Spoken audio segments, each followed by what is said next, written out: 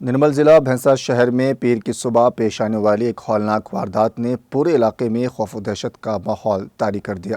بھینسا نرمل قومی شاہراہ پر واقع پاور ہاؤس کے قریب واقع ایک ٹی پوائنٹ پر 27 سالہ نوجوان خاتون اشونی کو بے دردی سے گلا کاٹ کر قتل کر دیا گیا۔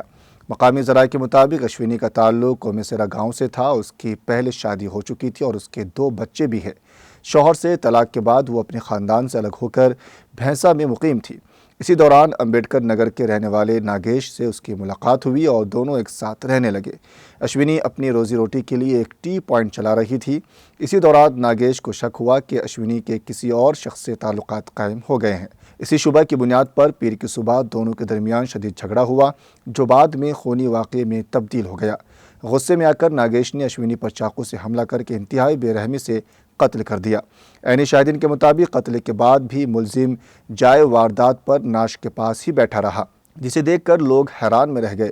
اطلاع ملتی ہی بھینسا پولیس فوری موقع پر پہنچ گئی اور ملزم ناگیش کو گرفتار کر لیا، اور اس سلسلے میں بھینسا ٹاؤن سی آئی گوپی ناتھ نے بتایا کہ مقدمہ درج کر کے تفتیش شروع کر دی گئی ہے۔ مقتولہ کی نعش کو پوسٹ مارٹم کے لیے سرکاری اسپتال منتقل کر دیا گیا ہے۔